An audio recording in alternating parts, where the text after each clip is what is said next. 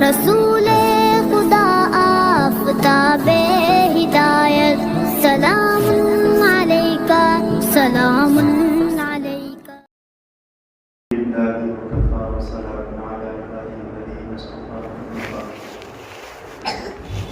أعوذ بالله من الشيطان الرجيم.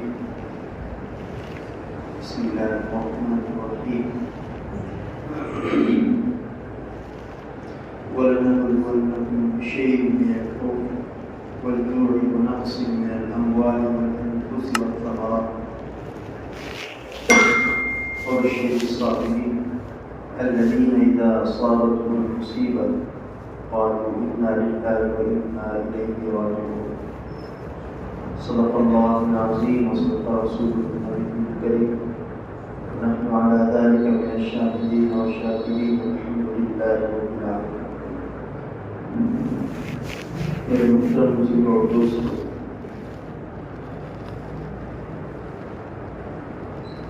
اللہ رب العزت نے مجھے اور آپ کو ایمان والا بنا کر دنیا کے اندر بھیجا ہے. مجھے اور آپ کو اللہ کے نبی صلی اللہ علیہ وسلم کی امت میں پیدا فرما کر بھیجا ہے.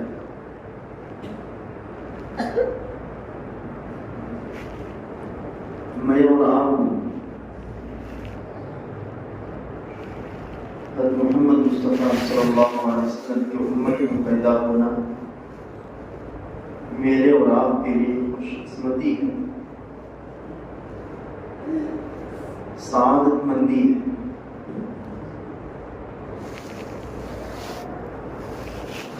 جہاں اللہ کے نبی صلی اللہ علیہ وسلم نے اور اللہ نے اس امت کی فضیلت، بلندی، اس امت کی رفعت بیان کیا ہے اور اللہ کے نبی نے اپنے احادیث میں بیان کیے ہیں، وہیں اللہ نے مومن کامل نہ ہونے کی وجہ سے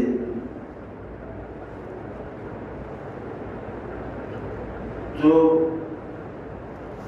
نسبت، جو ضلالت اس امت پر آئے گی اس کو بھی بیان کیا ہے. اللہ تعالیٰ کی باتیں جگہ کہتا ہے کنتم خیر امۃ اخرجت للناس، تم بہترین امت ہو. اور صحابہ کے بارے میں اللہ کہتا ہے اولئک هم الراشدون اولئک هم الفائزون، کہ تم کامیاب ہو، تم ہی جو ہے رشد و ہدایت کو پہنچے ہوئے ہو. اور اللہ کے نبی صلی اللہ علیہ وسلم کی احادیث میں ملتا ہے کہ میری امت جو ہے جب تک ایمان پر، آخرت پر، اللہ پر سچا پکا ایمان اور عقیدے کے ساتھ زندگی گزارے گی، دنیا کی کوئی قوم اسے نیچا نہیں کر سکتی. لیکن جب یہ امت ضلالت و گمراہی کے اندر مبتلا ہو جائے گی، اللہ سے دوری پیدا کر لے گی، حضور صلی اللہ علیہ وسلم کی سنتوں پر عمل کرنا چھوڑ دے گی، تو دنیا والے اسے زیر کرنے کے لیے دنیا بھر کے بڑے بڑے پلان کریں گے، بڑے بڑے ہتھ کنڈے اپنائیں گے. ایک حدیث میں ہے اللہ کے نبی صلی اللہ علیہ وسلم نے فرمایا کہ قیامت کے قریب لوگ اس امت کو، میری امت کو ختم کرنے کے لیے، میری امت کو دنیا سے نیست و نابود کرنے کے لیے ایسے بلائیں گے جیسے جو ہے لوگ دعوت کھانے کے لیے بلاتے ہیں. لوگ کہتے ہیں آ جاؤ بھائی دعوت ہے کھانا کھا لو، آ جاؤ بھائی دعوت ہے کھانا کھا لو، دعوت دیتے ہیں کھانا کھانے کی. اس طرح دنیا بھر کی اقوام، دنیا بھر کی قومیں مسلمانوں کو ختم کرنے کے لیے دنیا بھر کے لوگوں کو دعوت دیں. آج دیکھ رہے ہیں کوئی بھی قوم ایسی نہیں جو مسلمانوں کے خلاف کھڑی نہ ہو. کوئی بھی قوم ایسی نہ ہو جو توحید والوں کو، ایمان والوں کو زیر کرنے کے لیے، ختم کرنے کے لیے اپنی سازشیں، اپنے پلان کیے ہوئے نہ ہوں۔ مشرک دیکھو، دنیا کی قومیں دیکھو، ایک ایک قوم کا نام آپ لیجیے،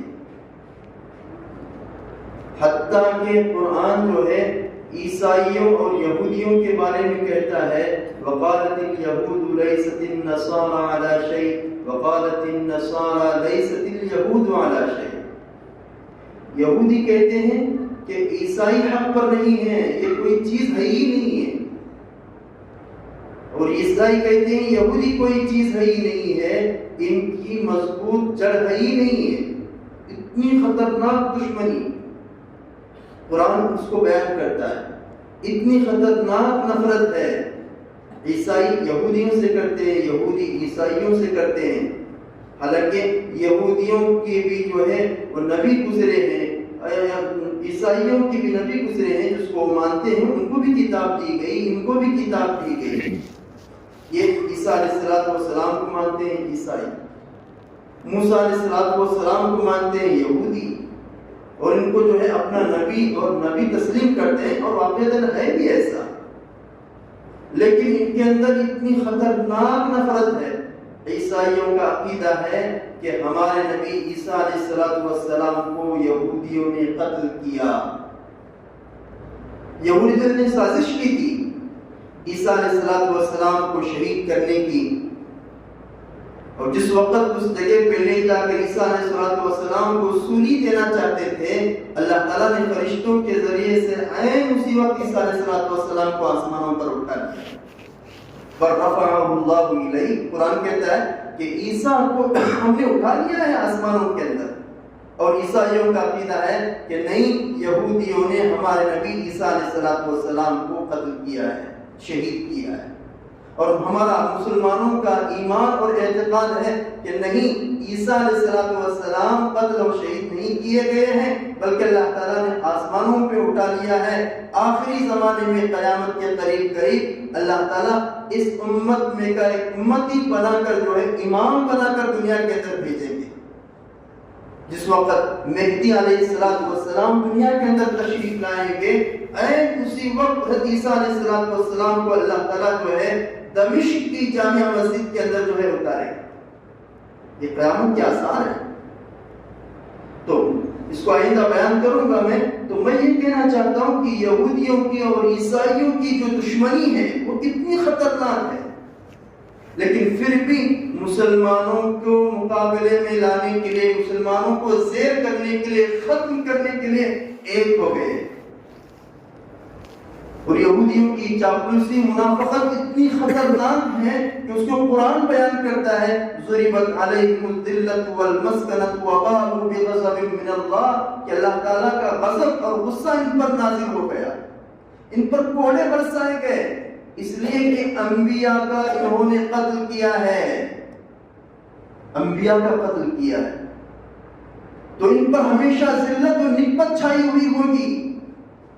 کتنے بے شمار انبیاء کا انہوں نے قتل کیا ہے، حتیٰ کہ موسیٰ علیہ السلام جب جو ہے کوہ طور پر گئے تو انہوں نے ایک اللہ کی وحدانیت کو تسلیم کرنے کے بجائے بچڑے کی پوجا شروع کر دی، بچڑے کو پوجنے لگے۔ 40 دن گئے ہوئے تھے، واپس آنے تک بچڑے کی پوجا جو ہے شروع کر دی، شرک اختیار کر دیا۔ اور وادی سینا میں جہاں اللہ تعالیٰ نے ان کو 40 دن تک، 40 سال تک رکھا، 40 دن میں 40 سال تک رکھا، وہاں ان کو اللہ تعالیٰ کی طرف سے من و سلوات کھلایا جاتا تھا۔ من کہتے ہیں کہ آسمان کے ذریعے سے اللہ تعالیٰ درختوں کے اوپر جو ایک میٹھی چیز نازل کر دیا تھا، ان کو کمانے کی ضرورت نہیں تھی، ان کو کھیتی باڑی کرنے کی ضرورت نہیں تھی، ان کو جو ہے کہیں دوسرے ملک جا کر جو ہے کما کر جو ہے اپنے بیوی بچوں کے پیٹ بھرنا نہیں تھا، بلکہ اللہ تعالیٰ جو ہے وہ خود بخود نازل کر دیتا تھا، صبح اور شام میں اس کو لے نکالتے تھے، کھا لیتے تھے، یہ جو ہے ان کی بھوک مٹ جاتی تھی۔ اور اللہ تعالیٰ نے یہ بھی انتظام کر دیا تھا کہ بٹیرے چھوٹے چھوٹے جو ہیں وہ تیتر قسم کے جو ہے چھوٹے چھوٹے پرندے ان کے قافلے کے اطراف میں جمع ہو جایا کرتے تھے، اس کو پکڑتے تھے، اس کو ذبح کر کے کھا لیتے تھے۔ اللہ تعالیٰ نے ایسا انتظام کیا تھا یہودیوں کے لیے، لیکن یہ بے بس اور ناچار قوم، منافق قوم کہاں اس کو برداشت کر سکتی؟ کہنے لگی کہ موسیٰ اپنے اللہ سے کہہ دے، ہمیں اس من و سلوات کو کھا کر جو ہے ہم بیزار ہو چکے ہیں، ہم تنگ آ چکے ہیں، ہم اس کو کھا نہیں سکتے۔ اپنے اللہ سے کہو کہ ہمیں تو جو ہے مسور چاہیے، وَبَصَلِهَا وَقِصَّائِهَا وَفُومِهَا وَعَدَسِهَا۔ قرآن کہتا ہے ہمیں پیاز چاہیے، ہمیں لہسن چاہیے، ہمیں مسور چاہیے، ہمیں جو ہے دال چاہیے۔ یہ چیزیں مانگنے لگے۔ جب یہ چیزیں مانگنے لگے اللہ تعالیٰ نے کہا ضُرِبَتْ عَلَيْهِمُ الذِّلَّةُ وَالْمَسْكَنَةُ کہ ہم نے ان پر ذلت اور مسکنت ڈال دی، یہ جہاں بھی چاہیں گے ان کے اوپر ذلت ہی ذلت ہوگی۔ اللہ تعالیٰ نے ایسی ذلت ڈال دی کہ جس وقت یہ فلسطین کے اندر تھے، بخت نصر ایک بادشاہ تھا، اس نے جو ہے ان کو وہاں سے کھدیڑ کر چن چن کر مار کر نکال دیا، چن چن کر مار کر نکال دیا۔ یہ کب کا؟ اللہ کے نبی صلی اللہ علیہ وسلم کے مبعوث ہونے سے کئی سو سال پہلے کا واقعہ ہے۔ بخت نصر فلسطین کا جو علاقہ تھا اس کا نام اس وقت الگ تھا، اس نے نکال دیا یہودیوں کو۔ کیوں؟ اللہ کی ذلت آ گئی تھی ان کے اوپر۔ اب یہ وہاں سے نکل کر مدینہ کا جو یثرب علاقہ تھا، ابھی تک مدینہ نام پڑا ہوا نہیں تھا، اللہ کے نبی ابھی تک مدینہ کے اندر آئے ہوئے نہیں تھے ہجرت کر کے، اب وہاں آ کر خیبر کے علاقے میں بسنے لگے۔ جب اللہ کے نبی صلی اللہ علیہ وسلم جو ہے مدینہ کے اندر ہجرت کر کے تشریف لائے مکہ سے مدینہ کے اندر، وہاں رہنے لگے تو وہاں جو ہے یہودیوں سے انبل ہونے لگی، اور خیبر کا جو علاقہ تھا ان کا ماوا و ملجا، ان کا مسکن تھا، ان کے رہنے کی جگہ تھی، وہاں رہنے لگے۔ جب اللہ کے نبی صلی اللہ علیہ وسلم نے ان سے جو کچھ معاہدے کیے، لیکن انہوں نے معاہدے کو برقرار نہیں رکھا۔ ہماری بات چیت ہوتی ہے کہ ہماری ایک قوم ہے، تمہاری ایک قوم ہے، ہم اتنے سال تک نہیں لڑیں گے آپس میں، ہم بھائی بھائی بن کر رہیں گے، اس طور پر معاہدہ کیا۔ لیکن یہ منافق قوم اللہ کے نبی صلی اللہ علیہ وسلم کے ساتھ منافقت ہی کرتی رہی۔ آج بھی وہ جگہ موجود ہے مسجد رسول صلی اللہ علیہ وسلم کے نام سے، جہاں خیبر کے علاقے میں اللہ کے نبی صلی اللہ علیہ وسلم بیٹھ کر نماز ادا کی تھی۔ وہاں پہاڑ کے اوپر سے پتھر گرا کر اللہ کے نبی صلی اللہ علیہ وسلم کو شہید کرنا چاہتے تھے۔ جبرائیل آ کر کہہ رہے ہیں کہ یا رسول اللہ آپ یہاں سے ہٹ جاؤ، یہ ذلت اور نکبت والے قوم آپ کو ہلاک کرنا چاہتی ہے، اتنی خطرناک قوم۔ جب یہ ہونا تھا اللہ کے نبی صلی اللہ علیہ وسلم کے زمانے میں ان سے جنگ ہوئی، وہی جنگ بنو قریظہ بنو نذیر کے نام سے ان سے جو ہے معاہدے۔ پھر حضرت عمر رضی اللہ عنہ کا زمانہ آیا 627 عیسوی کا، 627 عیسوی میں حضرت عمر رضی اللہ عنہ نے ان کو کھدیڑ کر یہاں سے نکال کر جو ہے بھگا دیا، اور کب تک؟ 1919 تک، 1500 سال تک گھومتے رہے دنیا بھر کے ممالک، 18 یا 20 ممالک تک جو ہے یہودی گھومتے رہے۔ کبھی فرانس جاتے ہیں، کبھی جو ہے وہ جرمنی جاتے ہیں، کبھی اٹلی جاتے ہیں، کہیں فلاں دیش کو، کبھی فلاں دیش کو، کبھی یوروپ کو، کبھی انگلینڈ کو جا کر بستے رہے، کہیں 25 سال، کبھی 90 سال، کبھی 50 سال تک رہتے رہے۔ لیکن یہ ظالم اور جو ہے ذلت والے قوم، کسی نے کسی قوم نے اس کو برداشت نہیں کیا۔ آخر میں جب 1900 صدی آتی ہے، جرمنی کے اندر جا کر بستے ہیں، تو اس وقت کا پورا واقعہ آج بھی جو ہے یوٹیوب کے اندر، آج بھی جو ہے گوگل کا آپ سرچ کر دیں گے تو ہٹلر نے جو ان پر ظلم کیا ہے، وہ جو ہے اتنا خطرناک ظلم تھا کہ دنیا آج تک یاد رکھی ہوئی ہے۔ دنیا والے کہتے تھے کہ ہٹلر نے، وہ عیسائی تھا، ہٹلر نے یہودیوں پر اتنا بڑا ظلم کیوں کیا؟ وہ کہتا تھا کہ اس لیے میں نے کیا ہے کہ اتنی خطرناک نیچ قوم ہے کہ دنیا میں ایسی قوم آج تک پیدا ہی نہیں ہوئی۔ پھر جو ہے 1900 صدی کے اندر چلتے رہے، جب جو ہے پوری دنیا گھوم کر جو ہے جرمنی کے اندر بسے، تو اقوام متحدہ ایک تنظیم ہے پوری دنیا کی جسے ورلڈ ٹریڈ سینٹر کہتے ہیں، کہ پوری دنیا کے نمائندے اور وہاں کے جو منسٹر ہوتے ہیں وہ بیٹھ کر جو مشورہ کرتے ہیں کہ بھائی ہمارا ملک تمہارے ملک کے ساتھ کیسا رہے گا، فلاں ملک کے ساتھ کیسا رہے گا، تمہارا اور ہمارا معاہدہ ہوگا۔ اب 1947 کے اندر آتے آتے جس وقت ہمارا ملک آزاد ہو رہا ہے، اس وقت میں وہاں بیٹھ کر جو ہے پارلیمنٹ کے اندر، امریکہ کے اندر بیٹھ کر جو ہے یہ قرارداد پیش کی جا رہی ہے کہ یہودیوں کا بھی ایک ملک ہونا چاہیے۔ وہ کون سا ہونا چاہیے؟ سب سے پہلے پخت نسل نے ان کو فلسطین سے جو بھگایا تھا، ان کا یہی ایک ملک ہونا چاہیے۔ اس کا نام رکھ دیا گیا اسرائیل کے نام سے۔ 1948 کے اندر اس کا نام رکھ دیا گیا، اور یہ کہا گیا کہ فلسطین کے اندر جو عربی مسلمان ہیں ان کا ایک الگ ملک ہونا چاہیے، اور اس کا جو کیپٹل ہوگا وہ فلسطین ہوگا، وہ بیت المقدس شہر ہوگا، اور یہودیوں کا ایک نام ہوگا وہ اسرائیل ہوگا، اس کا جو کیپٹل ہوگا وہ تل ابیب ہوگا۔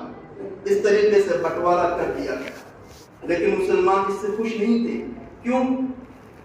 57% جو زمین تھی وہ یہودیوں کو دی جا رہی تھی، اور باقی جو 43% جو زمین تھی وہ عربی فلسطینی مسلمانوں کو دیا جا رہا تھا۔ مسلمان بھی ناخوش تھے اور یہودی بھی ناخوش تھے، اس لیے کہ وہ کہتے تھے کہ فلسطین کی پوری زمین ہماری ہے، لیکن مسلمان برداشت کرتے رہے اور اس کو سہتے رہے، اور آتے 92 کے اندر مستقل طور پر یہودیوں نے جو اسرائیل ملک بنایا تھا، مسلمانوں کو دھکا دے کر صرف 22% پر لا کر رکھ دیا، اور آج وہ غزہ پٹی کے حساب سے جو ہے اسی ایک ایرے کے اندر جو ہے 32 لاکھ مسلمان جو ہے چھوٹے سے ایرے کے اندر موجود ہیں۔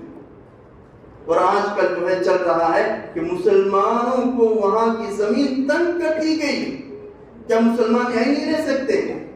اور اللہ کے نبی صلی اللہ علیہ وسلم کی حدیث ہے کہ قیامت تک ایک جماعت ایسی ہوگی جو قیامت تک جو ہے لڑتی رہے گی،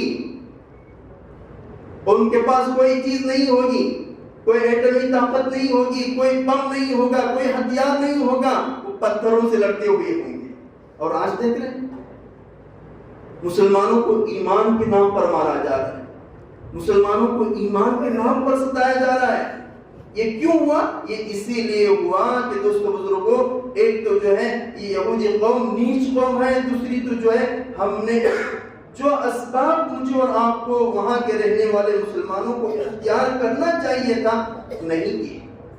کیا کیا؟ جس وقت وہاں یہودی آ کر رہنے لگے، صرف 12% یہودی تھے، اور شروع میں 8% تھے، اور مسلمان جو عربی مسلمان تھے فلسطین کے علاقے کے، انہوں نے کیا کیا؟ آ رہے ہیں تو 5 لاکھ کی زمین تھی، تو سامنے سے آ کر کوئی یہودی کہتا کہ بھائی میں اس زمین کو خریدنا چاہتا ہوں، مسلمان کہتا 5 لاکھ کو لے لو، یہودی کہتا 5 لاکھ کو نہیں لیتا، میں 15 لاکھ میں لیتا، 15 لاکھ کو دے دیتے تھے اور خوشی دے دیتے تھے۔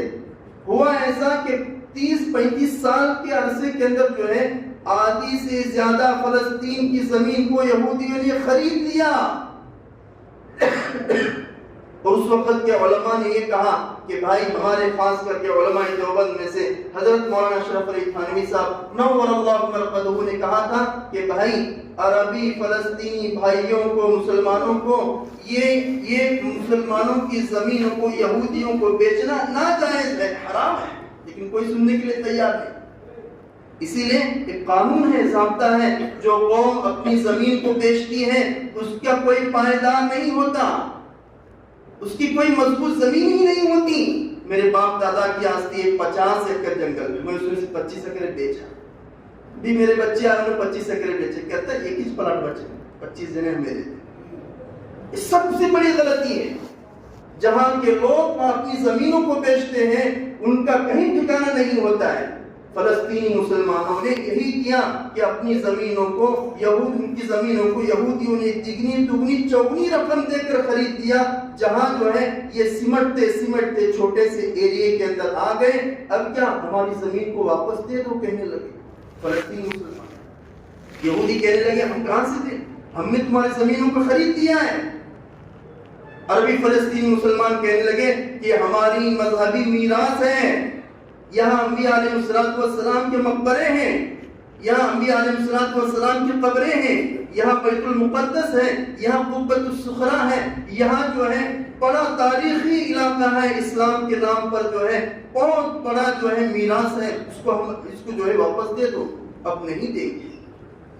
اسی لیے جو ہے آج کل جو ہے جنگ چل رہی ہے، یہودی چاہتے ہیں کہ چھوٹا سا جو ایریا غزہ پٹی کا بچا ہوا ہے، جہاں جو ہے حماس ایک تحریکی تنظیم وہاں رہتی ہے، وہاں اس تحریک کو ختم کر کے پورے علاقے کو جو ہے اپنے قبضے میں لینا چاہتی ہے۔ اب ایک چھوٹی سی تحریک اس کا مقابلہ کر رہی ہے۔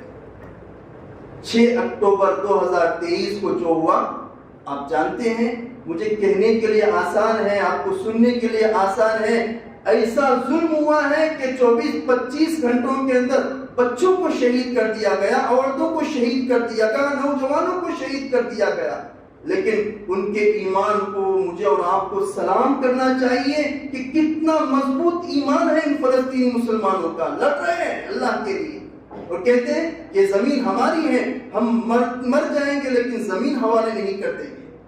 اسی لیے 6 اکتوبر کو جو ہے حماس نے جو ہے 5000 جو ہے توپ چھوڑے ہیں، ہتھیار جو پھینکے ہیں 20 منٹ کے اندر، وہ اتنا سپر پاور ہے جو ہے ان کے پاس، جو ہے ہتھیار روکنے کا جو سسٹم ہے اسرائیل کے پاس، لیکن وہ سسٹم جو ہے 90% ہتھیاروں کو روک دیا، 10% کو نہیں روک سکا۔ یہ کیوں؟ یہ اسی لیے دوستو بزرگوں، پہلے مسلمانوں کی غلطی ہوتی ہے، بعد میں جو اس غلطی کی میں اور آپ تلافی کرنا چاہیں تو تلافی نہیں ہو سکتی۔ اسی لیے شروع سے جو ہے مسلمانوں کو سوچنا چاہیے کہ بھائی ہمیں اس کے لیے کیا کرنا چاہیے۔ مسلمان فلسطین کے جگہ سے، فلسطین کے علاقے سے سبق لیں۔ ہمارے علماء نے کہا تھا کہ زمین بیچنا ناجائز ہے، حالانکہ اسلامی ملک ہو، وہاں کوئی مشرک آ کر زمین خرید رہا ہے، اس کو بیچ سکتے ہیں، لیکن ان کی نیت یہ تھی یہودیوں کی، اگر جو ہے ہم تھوڑی تھوڑی زمین خریدتے رہیں گے، ایک وقت ایسا آئے گا کہ پورا فلسطین کا پورا علاقہ جو ہے ہمارے قبضے میں آ جائے گا، جس کی وجہ سے آج مسلمانوں کو پریشانی ہو رہی ہے۔ یہ کیوں ہوا؟ اسی لیے قرآن کہتا ہے دوستو بزرگوں، وَلَنَبْلُوَنَّكُمْ بِشَيْءٍ مِّنَ الْخَوْفِ وَالْجُوعِ وَنَقْصٍ مِّنَ الْأَمْوَالِ وَالْأَنفُسِ وَالثَّمَرَاتِ، کہ ایمان والوں ہم تمہیں ضرور آزمائیں گے۔ کس کے ذریعے سے؟ اولاد کے ذریعے سے۔ کس کے ذریعے سے؟ بھوک کے ذریعے سے۔ اب وہاں دونوں چیزیں ہو رہی ہیں، اولاد، باپ نوجوان ہے، 25-35 سال کا باپ ہے، چھوٹے 2-2.5 سال 3 سال کے بچوں کو شہید کیا جا رہا ہے۔ آزمائے کس کے نام پہ؟ اللہ کے نام پہ۔ تمہیں آزمایا جائے گا بھوک کے نام پہ۔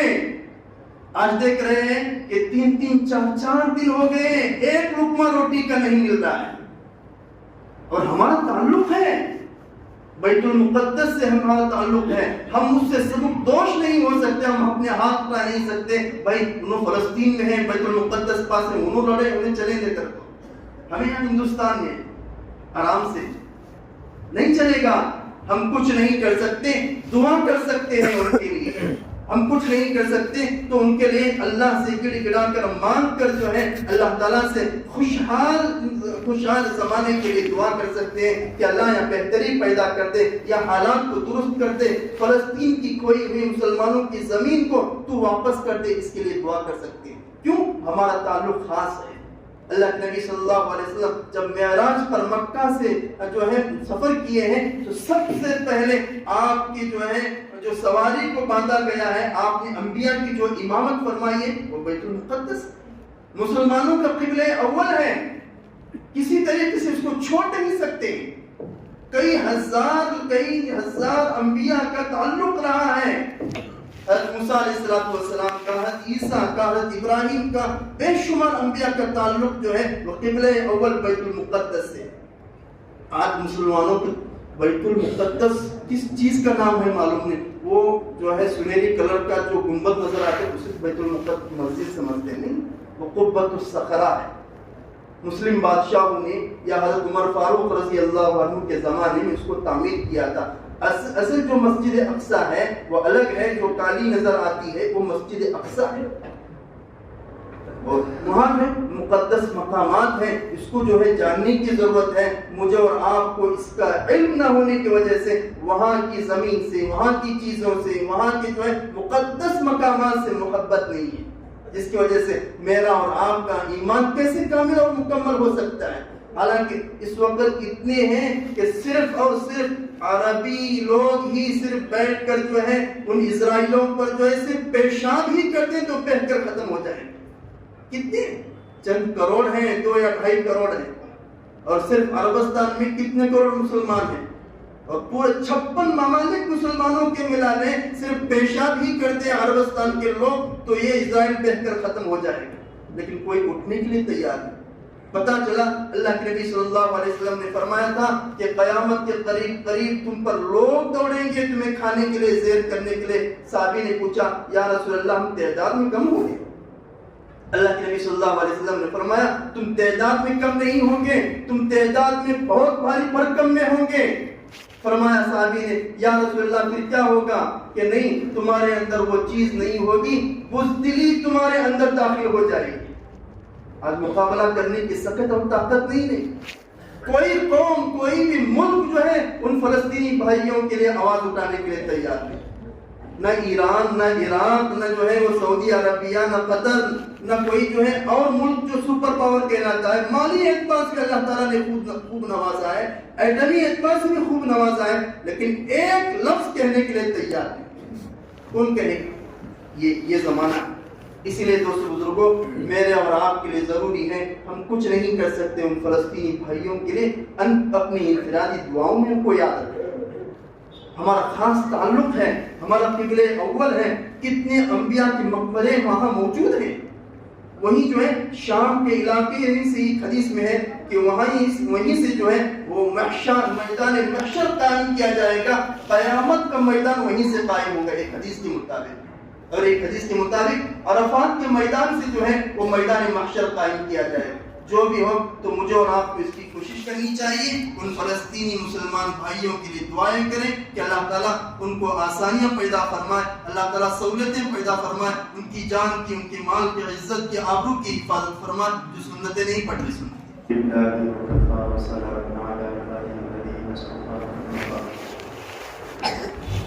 أعوذ بالله من الشيطان الرجيم. بسم الله الرحمن الرحيم. ولنبلونكم بشيء من الخوف والجوع ونقص من الأموال والأنفس والثمرات وبشر الصابرين الذين إذا أصابتهم مصيبة قالوا إنا لله وإنا إليه راجعون. صدق الله العظيم وصدق رسوله النبي الكريم. نحن على ذلك من الشاهدين والشاكرين والحمد لله رب العالمين. میرے محترم بزرگوں اور دوستوں،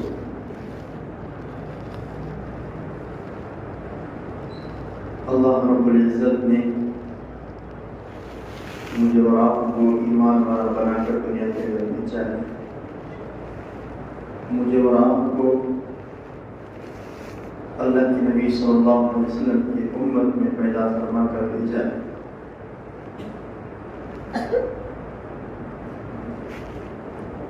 میں اور آپ حضرت محمد مصطفیٰ صلی اللہ علیہ وسلم کی امت میں پیدا ہونا میرے اور آپ کے لیے خوش قسمتی ہے، سعادت مندی ہے.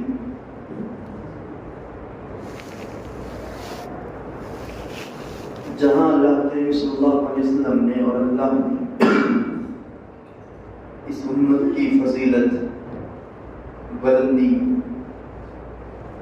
اس امت کی رفعت بیان کیا ہے، اور اللہ کے نبی نے اپنے احادیث میں بیان کیے ہیں، وہیں اللہ نے مومن کامل نہ ہونے کی وجہ سے